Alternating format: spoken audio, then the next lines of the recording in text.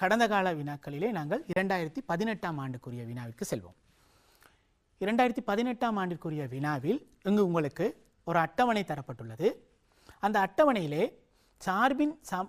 இருபடி சார்பின் சமச்சீரை கருதுவதன் மூலம் x = 4 ஆக இருக்கும்போது y-னுடைய பெருமானத்தை கேட்டிருக்கிறார்கள்.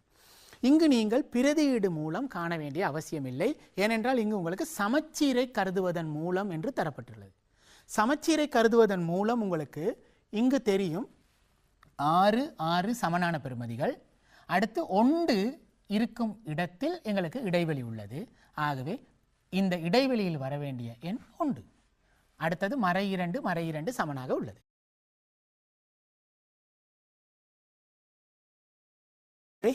x = 4 ஆக இருக்கும்போது நாங்கள் ஒப்பீடு செய்வதன் மூலமாக y = 1 என்பதை பெற்றுக்கொள்ளலாம். அடுத்ததாக நியம அச்சுத் தொகுதியையும் ஒரு உகந்த அளவிடையையும் பயன்படுத்தி இருபடி சார்பின் வரைபை ஒரு வரைபு தாளில் வரைக. எங்களுடைய பொருத்தமான ஒரு அளவிடையை பயன்படுத்தி தான் இதை நாங்கள் வரையப் போகின்றோம். ஆகவே எங்களுக்கு தெரியும் எக்ஸினுடைய பெருமானங்களை கொண்டு y செய்யும், y-னுடைய பெருமானங்களை குறித்த பிறகு y = 0 x அச்சையும் குறித்து 10 சிறு பிரிவுகளை ஒரு அலகாக கொண்டு y அச்சை குறித்துக் கொள்வோம்.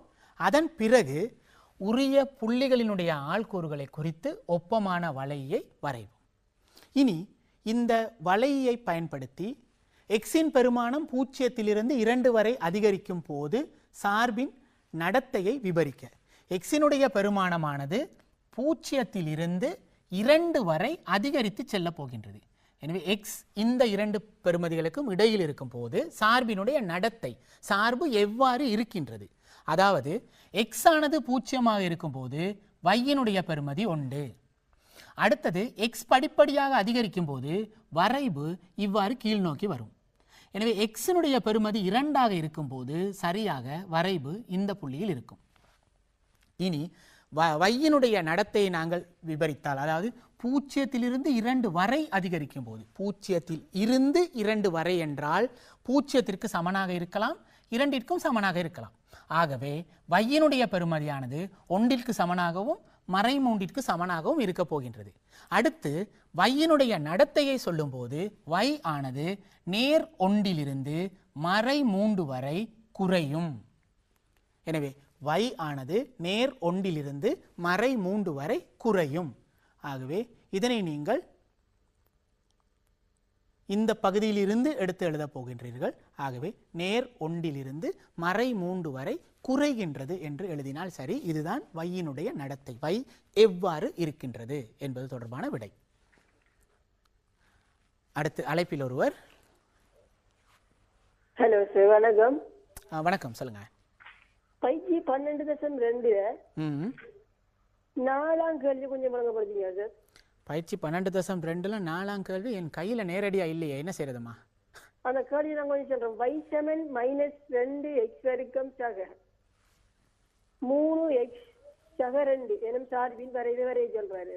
y - 2x வர்க்கம் சக 3x சக 2. அதில் சார்பிட வரைவை பூரணப்படுத்தி சொல்றாரு. அந்த பூரணப்படுத்துக்கு அட்டவணையை கொஞ்சம் சொல்றேன்.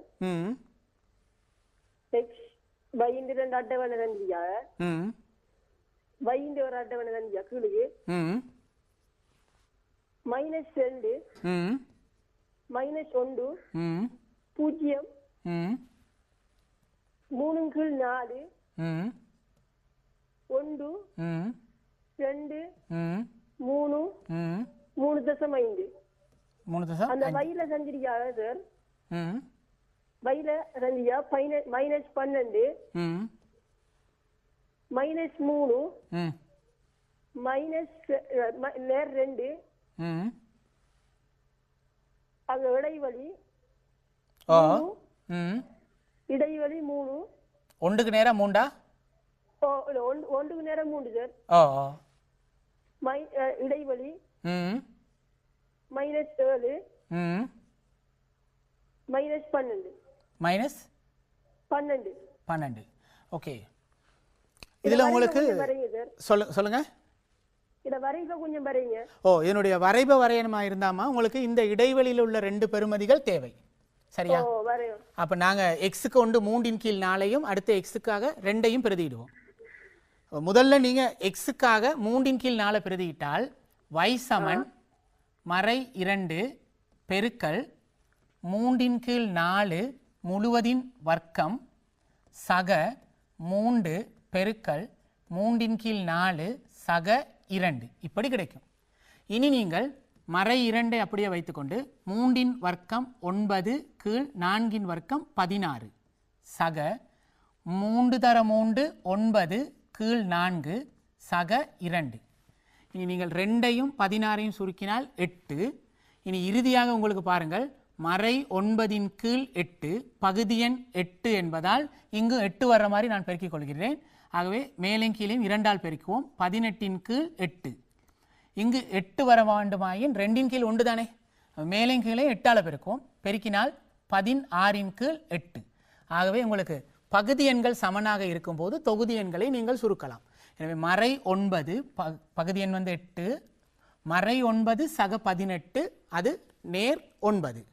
நேர் 9உடன் 16 நீங்கள் கூட்டினால் அது உங்களுக்கு 25 கிடைக்கும். இனி 25ஐ நீங்கள் 8ஆல் பிரித்து அதனை தசம எண்ணில் பெற்றுக்கொள்ள வேண்டும். ஆகவே இதனை நீங்கள் தசம எண்ணில் பெற்றுக்கொள்ளும் போது முதலாவது வையினுடைய பெறுமதி இங்கு உங்களுக்கு கிடைக்கும். அதே போலதான் நீங்கள் எக்ஸினுடைய பெறுமதிக்கு 2ஐ பிரதியிட வேண்டும். எக்ஸுக்கு நீங்கள் 2ஐ பிரதியிடும் போது y சமன் 2 வர்க்கம் 4 4 மறை 2ஆல் பெருக்கினால் மறை 8. அடுத்து 2 தர 3 6 சக 2. இங்கு சுருக்கும் பொழுது உங்களுக்கு மறை 2 அடுத்ததாக நேர் 2. எனவே இறுதி விடை 0. ஆகவே இங்கு உங்களுக்கு 0 இருக்கும். இங்கே உங்களுக்கு 4 தசம் 1 2 5 அந்த மாதிரியான பெறுமதிகள் கிடைக்கும். ஆகவே நீங்கள் 4 தசம் 1 தசமத்தில் வர பெறுமதியை எடுத்துக்கொள்ளுங்கள். இதற்கு பிறகு இந்த பெறுமதிகளை கொண்டு நீங்கள் ஒரு ஆள்கூற்று தளத்தை அமைத்து எக்ஸினுடைய பெறுமதிகளை கொண்டு y அச்சையும் வையினுடைய பெறுமதிகள் பொருத்தமாக இடம்பெறுகின்றவாறு y அச்சை வரைந்து அதன் பிறகு உரிய புள்ளிகளை குறித்து நீங்கள் உங்களுடைய வரைபை வரைந்து கொள்ளலாம். அடுத்ததாக இனி அடுத்த வினாவிற்கு செல்வோம். தரப்பட்டுள்ள சார்பை இந்த வடிவத்தில் எடுத்துரைத்தல். நான் ஏற்கனவே சொல்லி உங்களுக்கு கூறியிருக்கின்றேன், ஒவ்வொரு வருடமும் இந்த 2016 17 18 19 இந்த வடிவங்கள் வந்து கொண்டே இருக்கின்றன. ஆகவே இருபடி சார்பினுடைய சமச்சீர் அச்சை கொண்டு நாங்கள் இந்த சமன்பாடை எழுதும் பொழுது எங்களுக்கு இறுதி விடையானது இப்படி கிடைக்கும். சமச்சீர் அச்சின் சமன்பாடு x சமன் 2 சமன் 2 இடப்பக்கம் வரும்போது சய 2ஆக மாறும். ஆகவே x சய 2 முழுவதின் வர்க்கம் இழிவு பெருமானம் சய 3 என்பதால் இறுதி விடை x சய 2 முழுவதின் வர்க்கம் சய 3ஆக கிடைக்கும். அடுத்ததாக y சமன் t ஆனது x அச்சிற்கு சமாந்தரமான ஒரு கோடு. எனவே x அச்சிற்கு சமாந்தரமான ஒரு கோடாக இருக்க வேண்டும். இந்நேர்கோடும் இருபடி சார்பின் வரைபும் x ஆள்கூறுகள் உள்ள இரு புள்ளிகளில், அதாவது நேர் x ஆள்கூறுகள் உள்ள இரு புள்ளிகளில் இடைவெட்டுவதற்கு t-இன் ஆயிடை யாதாக இருக்க வேண்டும். எனவே இங்கு y அச்சுக்கு சமாந்தரமாக இருக்க வேண்டும் என்றால் அந்த வரைபு அந்த நேர்கோடானது இந்த மாதிரி இருக்க வேண்டும். இந்த மாதிரி ஏதோ ஒரு இடத்தில் இருக்கும். அடுத்தது இந்த நேர்கோடும் இருபடி சார்பின் வரைபும் x ஆள்கூறுகள் உள்ள நேர் புள்ளிகளில் இடைவெட்ட வேண்டும். ஆகவே இந்த பகுதியில் தான் இடைவெட்ட வேண்டும். அப்பொழுதுதான் x ஆள்கூறானது நேராக இருக்கும். எனவே எங்கள் மஞ்சள் நிறத்தில் காட்டப்பட்ட பகுதி தான் x ஆள்கூறு நேராக உள்ள பகுதி. எனவே இந்த பகுதியில் இடைவெட்ட வேண்டுமாயின் y ஆனது எங்களுக்கு 1ஐ விட சிறியதாக இருக்க வேண்டும். அப்பொழுதுதான் எங்களுக்கு அந்த நேர் பகுதி கிடைக்கும். அதாவது வரைபின் பகுதி இந்த பகுதியாக இருக்கும்போது இங்கு எக்ஸினுடைய பெறுமதி மறை. ஆகவே இதை எடுக்க முடியாது. அதே போல இங்கு நாங்கள் 4ஐ விட பெரியதாக இருக்க பகுதியை எடுக்கும் பொழுதும் எங்களுக்கு அந்த நேர் பகுதி கிடைக்காது. ஆகவே இறுதியாக சமன்பாடானது உங்களுக்கு ஆயிடையானது மறை 3ற்கும் 1ற்கும் இடையில் இருப்பதாக இருக்க வேண்டும், அல்லது மறை 3 1 இவற்றுக்கு இடையில் இருக்கும் என்று நீங்கள் எழுதி கொள்ளலாம். சமநிலை வடிவில் அல்லது வசனத்தில் எழுதி கொள்ளலாம். எனவே மாணவர்களே, உங்களுடைய பாஸ் பேப்பர், அதாவது 2016 17 18 19 இந்த பாஸ் பேப்பர்ஸ்களை நீங்கள் எடுத்து பார்க்கும்